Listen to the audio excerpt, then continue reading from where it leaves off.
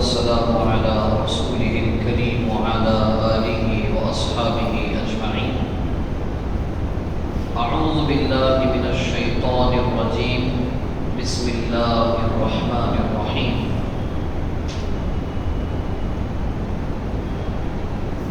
قد أفلح من تزكى وذكر اسم ربه فصلى بل تؤثرون الحياة الدنيا والآخرة خير وأبقى إن هذا لفي الصحف الأولى صحف إبراهيم وموسى.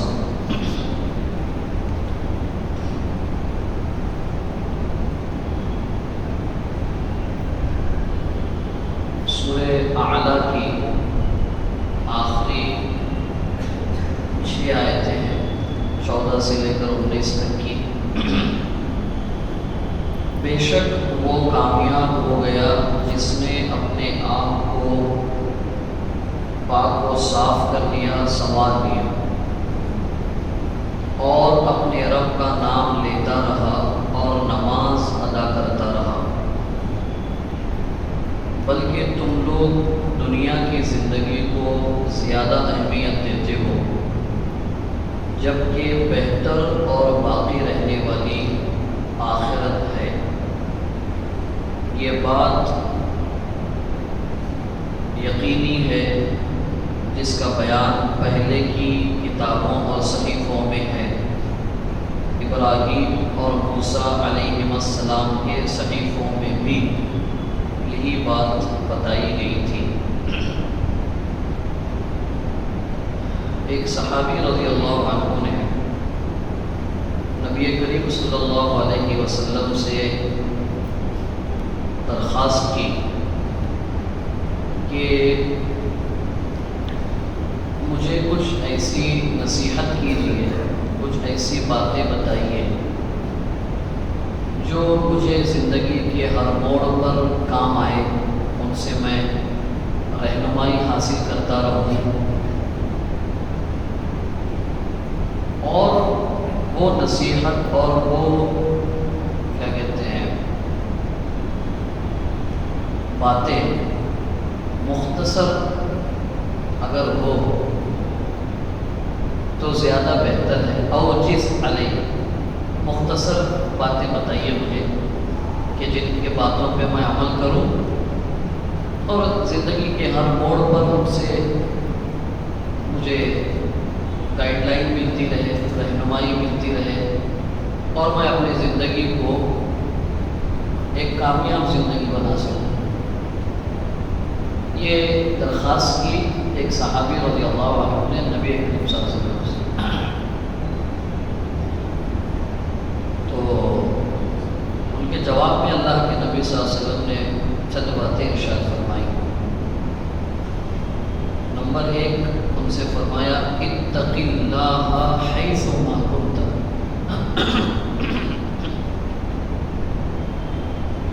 اللہ کا تقوی اختیار کرو، اللہ سے ڈرتے رہو جہاں کہیں رہو. حیث ما کنت ایوری ویئر، اینی ٹائم، ہر وقت اور جہاں کہیں رہو اللہ کا تقوی دل میں رکھ کر زندگی گزارنا، اللہ کی محبت اور اللہ کا ڈر.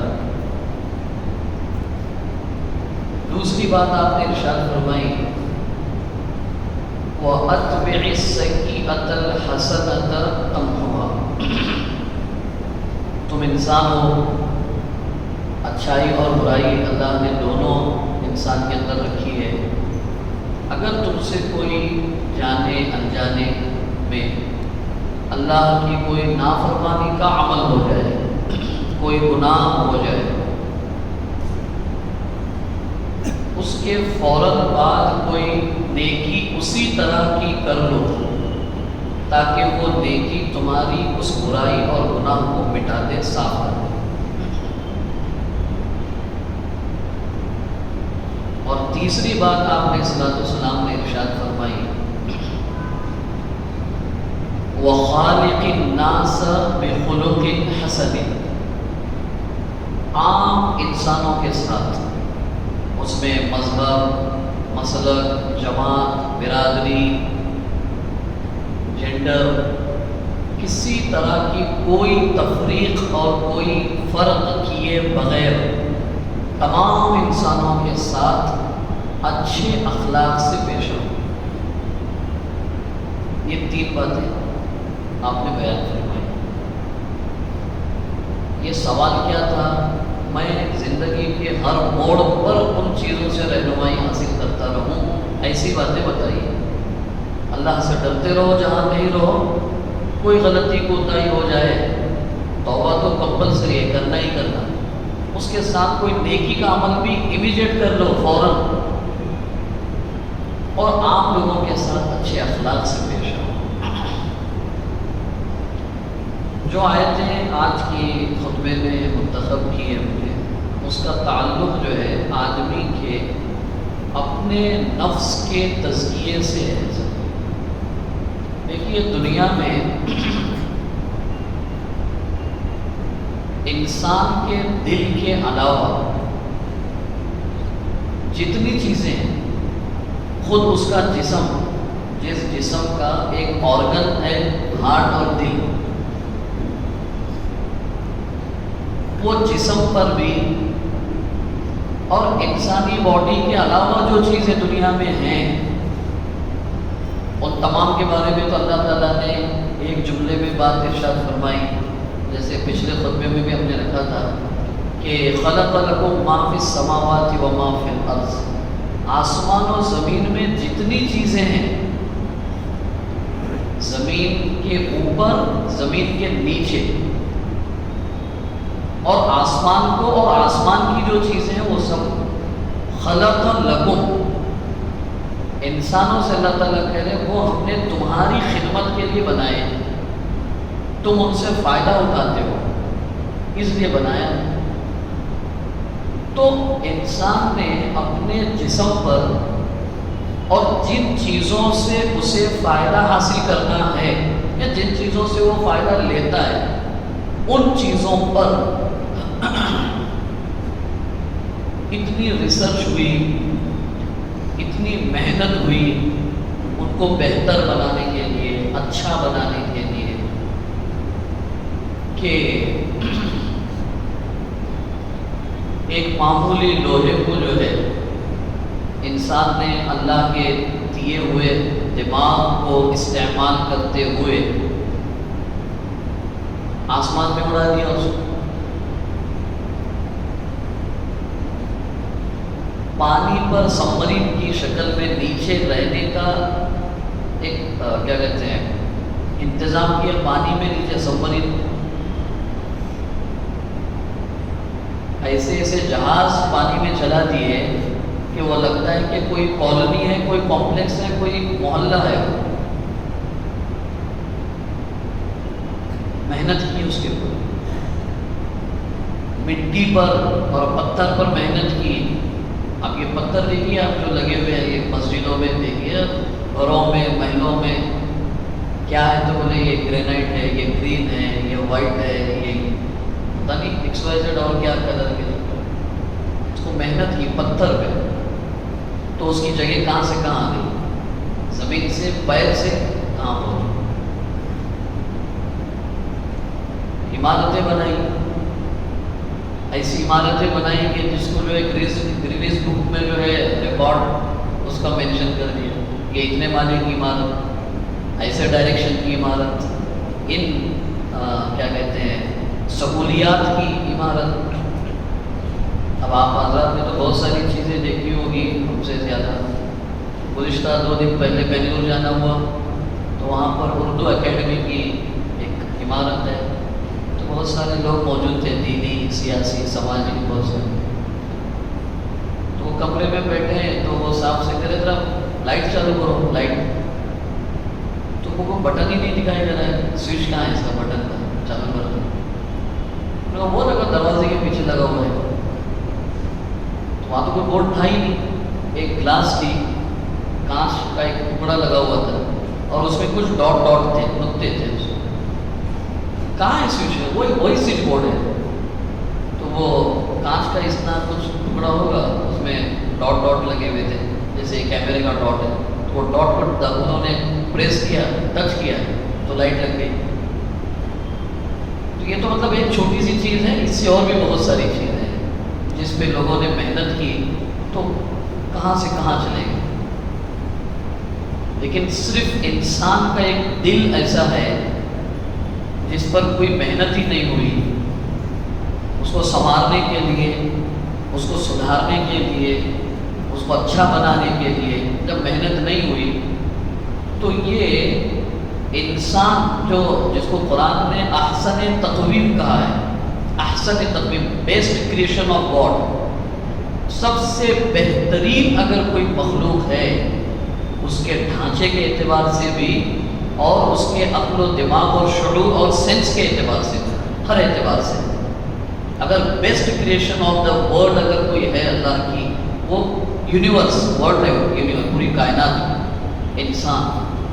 لیکن سب سے بہترین مخلوق کے جسم میں رہنے والا عضو سب سے بدترین عضو بن گیا۔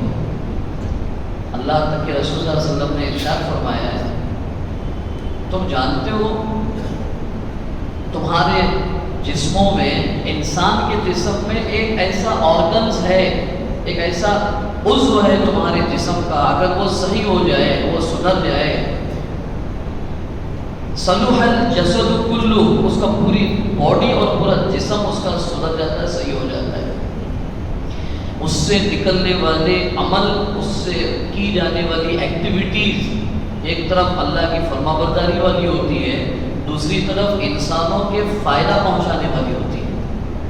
اور اگر وہ ایک آرگن اور وہ ایک عضو اگر بگڑ جائے تو پورا جسم، اور وہ جسم جہاں جہاں رہے گا وہ ماحول اور وہ جگہ وہ بھی بگڑتی چلی جائے گی، افیکٹڈ ہوتی چلی جائے گی۔ الا وہی القلب، سنو اچھے طریقے سے، وہ تمہارا دل ہے۔ کپڑوں پہ محنت کی تو اچھے سے اچھے کپڑے پہننے لگ گئے لوگ۔ ایک زمانہ تھا لوگ صرف چادر ڈالا کرتے تھے، اللہ صلی اللہ علیہ وسلم کے زمانے میں سلے ہوئے کپڑے نہیں پہنا کرتے، سیدھے سادے لوگ تھے، رہنے کے لیے سیدھے سادے مکانات تھے، سواری ٹرانسپورٹیشن سسٹم سیدھا سادہ سمپل تھا۔ لیکن آج اس میں اضافہ ہوتے ہوتے، ڈیولپمنٹ ہوتے ہوتے، ترقی ہوتے ہوتے، اتنی ترقی ہو گئی کہ اب اس کے آگے اور کیا ترقی ہو سکتی ہے، ذہن رک جاتا ہے وہاں پہ، اتنی ترقی ہو گئی، اور بھی ہوتی رہے گی۔ لیکن دل کے اوپر محنت اور توجہ نہ دینے کی وجہ سے ایک آدمی ظاہری طور پر ایک کمپنی کا بہترین مینیجر ہونے کے باوجود اس کے سینے میں جو دھڑک رہا دل ہے وہ بھیڑیے سے زیادہ سخت اور خطرناک ہے، اور دکھائی دینے کے لیے وہ ایسا مہذب شخص دکھائی دیتا ہے، ایسا شریف اور با اخلاق انسان دکھائی دیتا ہے کہ اس کی اچھائی اور اس کے اخلاق کی قسمیں کھائی جائیں، لیکن دل ایسا ہے۔ اللہ کے رسول صلی اللہ علیہ وسلم نے فرمایا جس کے بارے میں قیامت کے قریب لوگوں کی کیفیت ایسی ہوگی، وہ سیاہ ستہ کی تقریباً کتابوں میں وہ چیپٹر باندھا ہے محدثین نے، باب ما یتغیر الناس، لوگوں کے بدل جانے اور تبدیل ہونے کا چیپٹر۔ تو ایسا ماحول ہو جائے گا قیامت کے قریب دنیا کے خاتمے کے قریب کہ ان کی زبانیں شہد سے زیادہ میٹھی ہوں گی اور ان کے دل بھیڑیے سے زیادہ سخت ہوں گے۔ وہ جب بات کریں گے تو ایسا لگے گا کہ میرا خیر خواہ ان سے بڑھ کر پوری دنیا میں کوئی ہو ہی نہیں سکتا ہے، لیکن جیسے کہ وہ دونوں جدا ہوں گے تو وہ ان کے خلاف وہ سازشیں، وہ منصوبے اور وہ گویا کہ پلاننگ کرنے لگے گا جو بھیڑیا بھی جانور کو مارنے کے لیے وہ پلاننگ اور منصوبے نہیں کرتا ہے جو انسان کے لیے کرے گا۔ اس وقت ضرورت پڑے گی اللہ کے رسول صلی اللہ علیہ وسلم نے فرمایا اپنے دلوں کے تزکیے کی۔ اس پر اللہ تعالیٰ نے ارشاد فرمایا وہ آدمی کامیاب ہو ہی نہیں سکتا جس کے دل کا تزکیہ نہ کیا جائے۔ آپ نے سورہ شعراء میں سنی ہوگی آیت، پڑھی ہوگی کبھی، جنت میں صرف وہی شخص جا سکتا ہے الا من اتی اللہ بقلب سلیم، جو نہایت صاف ستھرا دل لے کر ہمارے سامنے حاضر ہوگا وہی جنت میں جا سکتا ہے۔ گندا دل، لوگوں کے سلسلے میں حسد پالنے والا دل، لوگوں کے سلسلے میں کینہ کپٹ پالنے والا دل، لوگوں کی حقارت اپنے اندر پالنے والا دل جنت میں ایک لمحے کے لیے بھی رہنے کے لائق اور قابل نہیں ہے۔ تو آپ نے اس کو تزکیے سے تعبیر کیا ہے۔ تزکیہ ہے کیا اصل میں؟ تزکیہ یہ کوئی بہت پورا اسرار چیز نہیں ہے، یا کوئی پیچیدہ عمل نہیں ہے کہ اس کے لیے 40 دن کسی جگہ جانا پڑے گا، 4 مہینے سال کچھ مدت گزارنی پڑے گی، جا کر کے وہاں تسبیحات کا اہتمام کرنا پڑے گا، مراقبہ کرنا پڑے گا، اسی سے نفس کا تزکیہ ہوگا۔ ضرور وہ چیزیں تزکیے کے لیے ایک سبب اور ذریعہ ہے وہ، لیکن تزکیہ صرف انہی چیزوں سے حاصل ہوگا ایسا نہیں ہے۔ تزکیہ ہے کیا اصل؟ آپ سورہ شمس اٹھائیں گے، اللہ تعالیٰ فرما رہے ہیں فَأَلْهَمَهَا فُجُورَهَا وَتَقْوَاهَا، ہم نے انسان کے دل میں دونوں چیزوں کے بیج رکھ دیے، سیڈز، بیج، خیر اور شر دونوں کے رکھ دیے۔ اب ہوتا یہ ہے کہ کبھی شر کا بیج اپنا کوپل اور اپنا پودا باہر نکالتا ہے، اور خیر کا جو ہے وہ مرجھایا ہوا رہتا ہے۔ کبھی خیر کا پہلو اوپر آتا ہے، شر کا پہلو مرجھایا جاتا ہے۔ یہ دونوں کے درمیان میں انسان کو کرنے کا کام یہ ہے کہ جب اس کے دل میں کسی بھی طرح کی اللہ کی نافرمانی کا خیال آئے، وہ تو آئے گا ضرور، اس سے صحابہ بھی مستثنا نہیں، انسان ہے وہ، تو وہ خیالات تو آئیں گے اللہ کی نافرمانی کے، لوگ انسان کو ذلیل کرنے کے، انسان کے سلسلے میں اپنے دل میں حسد پالنے کے، اس کے خلاف لوگوں کے سامنے غیبت کرنے کے، اس کی چغلی لوگوں کے سامنے کرنے کے، ایسے کئی سارے خیالات دل میں آئیں گے۔ ان خیالات کو رسپونڈ نہ کرنا، اس کو عملی شکل نہ دینا، تزکیے کا ایک پارٹ ہو گیا، تزکیے کا ایک حصہ ہو گیا۔ اللہ کی نافرمانی کے آنے والے خیالات کو عملی شکل نہ دینا، اس کو پریکٹیکل کوئی شیپ نہ دینا، ایک حصہ۔ دوسرا، اللہ کی فرما برداری والے یا انسانوں کے سلسلے میں کسی طرح کی ہمدردی کے آنے والے خیالات کو امیڈیٹلی عملی شکل دینا، امیڈیٹ اس کو پریکٹیکل اپنانا، یہ دو کیفیت کا نام ہے تزکیہ۔ بالکل سادے الفاظ میں، یہ کسی کتاب کی تعریف نہیں ہے، کسی محدث مفسر کی بتائی ہوئی تفسیر نہیں ہے، یہ تمام تزکیے کے معانی اور مفاہیم کو سامنے رکھ کر ایک آسان چیز جو ہمارے ذہن میں سمجھ میں آئے اور ہم اس کو عملی شکل دیں، اس کے لیے یہ ایک جملہ ہے۔ آنے والے نافرمانی کے خیالات کو عملی شکل نہ دینا، اس کو خیال کی حد تک ہی رکھنا اور نعوذ باللہ استغفار پڑھ کے اس کو چھوڑ دینا، اور آنے والے اچھے اور نیک خیالات اور کیا کہتے ہیں تمناؤں کو عملی شکل دے دینا۔ یہی کیا صحابہ کرام رضی اللہ عنہم نے، جو اچھی چیز سمجھ میں آئی امیڈیٹ اس کو ایڈاپٹ کیا، اور جب کوئی نافرمانی والا کوئی معاملہ ذہن میں آتا تھا صرف ایک کام کرتے تھے، اس کو رسپونڈ نہیں کرتے تھے، بس یہی تزکیہ ہے۔ اور یہ کیفیت اپنے دل میں آنے کے لیے دو چیزیں ہیں جو اللہ نے یہاں پہ بیان فرمائی۔ ایک اللہ کی یاد، وَذَكَرَ اسْمَ رَبِّهِ، جو اپنے رب کا نام لیتا رہا۔ میں ہمیشہ ایک بات اپنے ساتھیوں سے کہتا ہوں، جتنی بھی اسلامی اور دینی اصطلاحات اور ٹرمینالوجیز ہے اس کو ہم نے بہت انڈر اسٹیمیٹ کیا ہے، یعنی اس کو بہت چھوٹے معنی میں سمجھا ہے۔ اب یہ اللہ کا نام لیتے رہنا کیا ہے؟ اللہ کا نام لینا، اللہ کا ذکر کرنا، تو فوراً ہمارے ذہن میں آ گیا یا تو انگلیوں پہ، یا تو تسبیح کے دانوں پہ، یا پھر وہ بٹن کی تسبیح، یا پھر اور کوئی ڈیجیٹل چیز ہوگی۔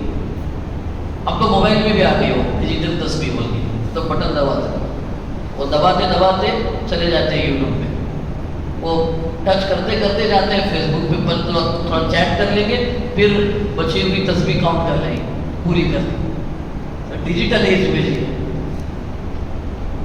بلکہ اللہ کا نام لینا یہ کیا ہے؟ صرف اللہ کا نام ہے، آسان بات ہے۔ یہ پوری کائنات اللہ کی بنائی ہوئی، اس پر ہمارا ایمان، ہم خود بھی اللہ کی بنائی ہوئی۔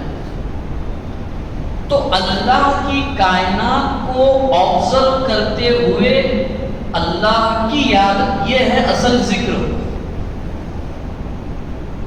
اللہ نے جو چیز دی ہے، پانی ہم پی رہے ہیں، یہ معمولی نعمت ہے، یہ میریکل سے کم نہیں ہے۔ پانی کا ایک بوند، ایک قطرہ جو ہم پی رہے ہیں، لیکن چونکہ وہ بڑی وافر مقدار میں ہم تک پہنچ رہی ہے تو اس کی کوئی اہمیت نہیں ہے۔ اور کبھی بھی پانی ہمیں اللہ کی معرفت اور اللہ کے یاد آنے کا کبھی ذریعہ بنا ہی نہیں۔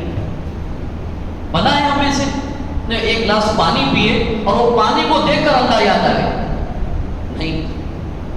وجہ اس کی دو ہے۔ ایک وجہ یہ ہے کہ ہم نے پوری کائنات کو، اس سے بڑھ کے آگے خود اپنی ذات کو، کبھی بھی اللہ کی معرفت کا سورس نہیں سمجھا، اصل میں ذریعہ نہیں سمجھا۔ صحابہ میں، ہم میں، رسول اللہ صلی اللہ علیہ وسلم میں، ہم میں یہ بنیادی فرق ہے کہ اللہ کے رسول صلی اللہ علیہ وسلم چھوٹی سی چھوٹی چیز کو پوائنٹ آف ریفرنس بنا کر، اس چیز کو نقطہ اور بنیاد بنا کر اللہ کی معرفت اور پہچان صحابہ کے دلوں میں داخل کرتے تھے۔ خود صحابہ رضی اللہ عنہ کا کہنا ہے کہ ہمارے سروں پر سے کوئی پرندہ بھی اگر گزرتا تھا تو اس پرندے کے گزرنے کو رسول اللہ صلی اللہ علیہ وسلم بنیاد بنا کر اس پرندے کے گزرنے کی کیفیت کو کے ذریعے سے ہمیں اللہ کی معرفت اور اللہ کی پہچان کرواتے تھے۔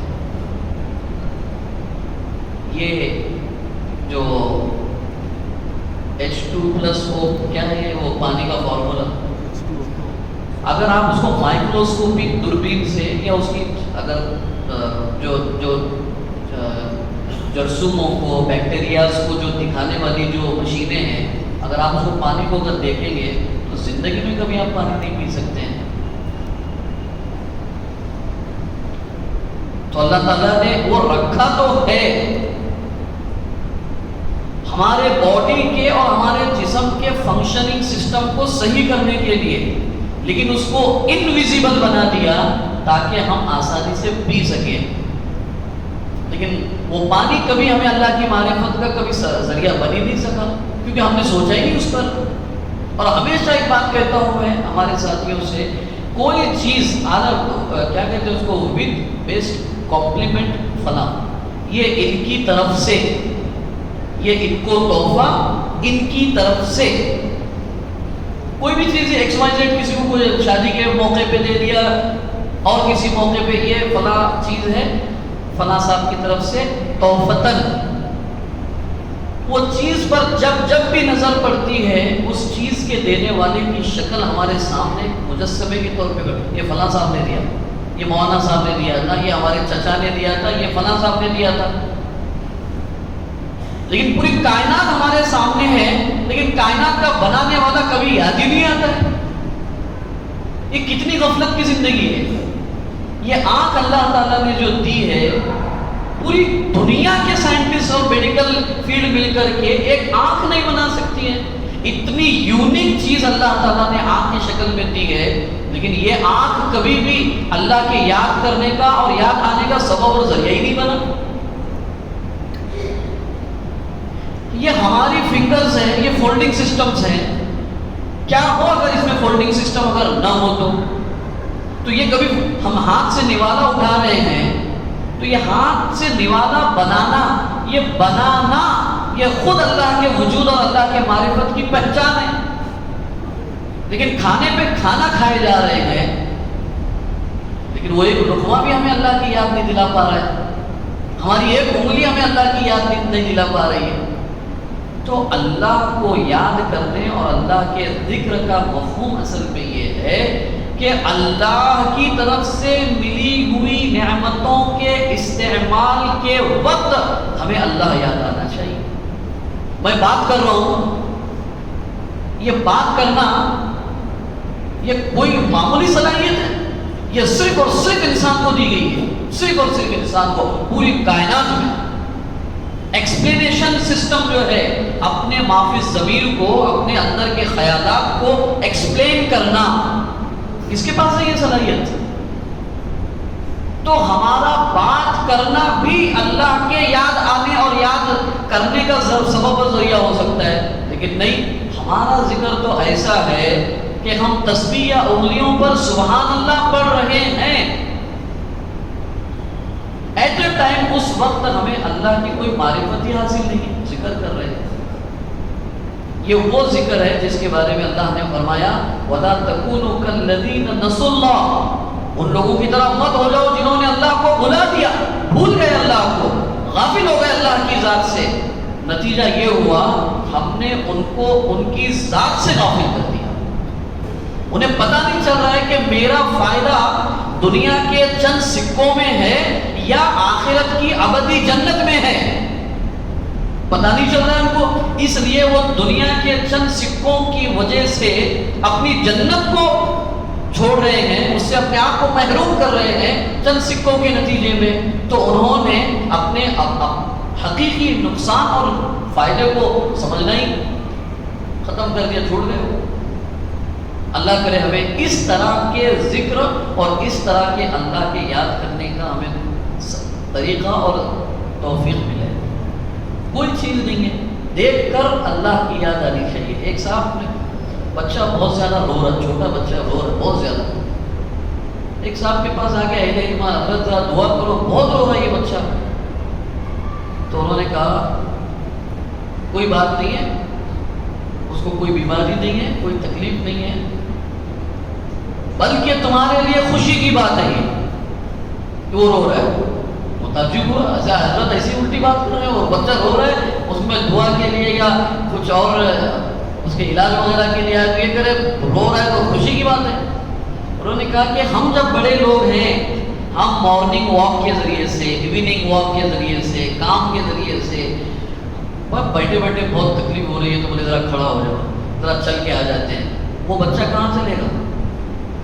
اس کی باڈی کی پراپر فنکشننگ کے لیے اللہ تعالیٰ رلا کر کے اس کی ایکسرسائز کروا رہے ہیں، جو تم نہیں سکھا سکتے اس کو. تم ماں ہو کر اس کو ایکسرسائز نہیں سکھا سکتی، تم والد ہو کر اس کو ورزش نہیں سکھا سکتے. وہ کائنات کا رب عرش پر بیٹھ کر اپنے اس معصوم بندے کو اس کے جسم کی صحیح فنکشننگ کے لیے اس کو گائیڈ کر رہا ہے. تو وہ بچے کا حرکت کرنا بھی والدین کے لیے اللہ کی یاد کا سبب اور ذریعہ ہو سکتا ہے اگر انہوں نے ہر چیز سے اللہ کی معرفت حاصل کرنے کا ذہن بنایا ہو. تو اس کا مطلب یہ نہیں ہے کہ وہ روتا رہے تو خوش ہوتے رہنے میں. مولانا نے بولا کہ وہ بچہ روا تو اس کو خوش ہونے کا دیکھ کر کے اللہ کو یاد کرنے کا، دواخانے کو نہیں جانے کا، ایسا نہیں کرنا. ایک عام بات ہے ہر چیز اللہ کرے ایسے ذکر کی ہمیں توفیق ملے. اگر وہ ذکر ہوگا نا تو پھر ہماری کیفیت یہ ہوگی کہ جب کوئی گناہ کا خیال دل میں آئے گا تو ہم اس کو عملی شکل نہیں دیں گے. بات سمجھ لیجئے، گناہ کے خیال کا آنا آدمی کے گنہگار ہونے کی دلیل نہیں ہے، اس کے نافرمان ہونے کی دلیل نہیں ہے. اس گناہ کو عملی شکل دینا یہ اللہ کے نافرمان ہونے کی دلیل اور پہچان ہے. یہ ہمیں سمجھنا چاہیے. اسی طرح دل میں نیک خیال کا آنا یہ نیک ہونے کی علامت نہیں ہے اصل میں.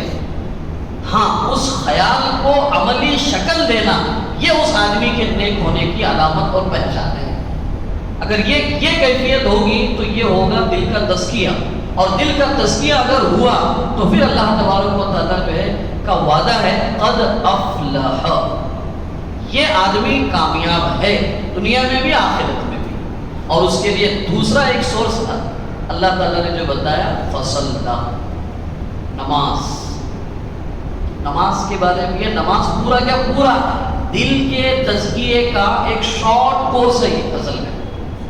اللہ کرے ہمیں اس کی توفیق ملے. ہم نماز پڑھ کے بھی اللہ کے نافرمان ہیں تو کیسا ہوگا؟ یہ نماز جو ہے نا آدمی کے تزکیے کا شارٹ کورس ہے. اللہ اکبر نماز پڑھو. یہ اللہ اکبر جو بول رہے ہیں اس کا نام کیا ہے؟ اس کا ٹائٹل نیم ہے تکبیر تحریمہ. کیا مطلب؟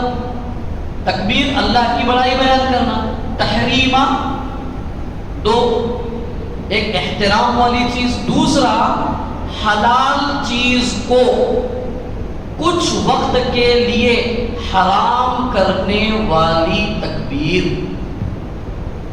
اللہ اکبر. میرے حلال کمائی ہوئی چیزوں سے کھانا میرے لیے حلال ہے لیکن نماز میں حرام ہے. پانی پینا پیاس کے وقت حلال ہے، صحیح چیز پانی، پاک صاف پانی پینا. اللہ اکبر کے بولنے کے بعد پینا حرام ہے.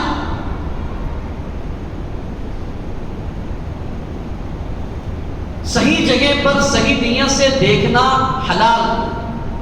نماز میں اللہ تعالیٰ نے اس کو حرام کر دیا، پروہیبٹڈ کر دیا. چلنا حلال، صحیح جگہ پر جانا حلال جائز.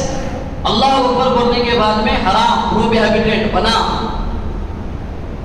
کچھ کام کرنا سب روک دیا. یہ کیا ہے؟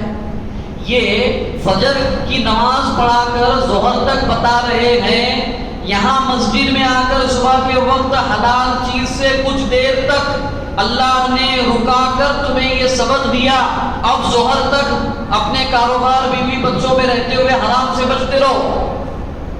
حرام دیکھنے سے، حرام بولنے سے، حرام سننے سے، حرام چلنے سے، حرام پکڑنے سے، حرام کھانے سے، اللہ کی بنا کی ہوئی ہر چیز سے اس طرح بچو جس طرح 2 رکعت نماز پڑھتے وقت بچ رہے تھے. پھر ظہر کی نماز میں بلا کر بول رہا ہے جیسے اب تک بچے اب اثر تک اسی طرح بچتے رہو. پھر مغرب میں بلا کر اب تک جیسے بچے مغرب میں اسی طرح بچتے رہو، عشاء تک، مغرب تک. عشاء کی نماز پڑھا کر کہہ رہے ہیں یہی کیفیت تمہاری رات کی ایکٹیویٹیز کی ہونی چاہیے فجر تک. تو اس لیے نماز کو ذکر کیا ہے تزکیے کے سیکوینس میں. نماز کوئی الگ چیز اور دل کا تزکیہ کوئی الگ چیز ایسا نہیں ہے. نماز آدمی کے تزکیے کا ڈیلی بیسس پہ شارٹ کورس ہے. لیکن ہماری بدقسمتی ہوگی کہ ہم نماز میں تو حرام دیکھنے، ناجائز کاموں کو جائز کاموں کو کرنے سے رکے رہے اور نماز پڑھتے ہی بلکہ مسجد سے نکلنے سے پہلے ہی وہ کام کرنے لگے جو اللہ کو ناراض کرنے والے ہیں. تو اس سے زیادہ ہماری بدقسمتی کا گویا کہ معاملہ اور کیا ہوگا. اللہ کرے ہمیں یہ ذکر اور نماز کی کیفیت کو سمجھ کر اپنے دل کا تزکیہ کرنے اور اللہ کی بتائی ہوئی کامیابی کا اپنے آپ کو لائق اور قابل بنانے کی اللہ تعالیٰ توفیق عطا فرمائے.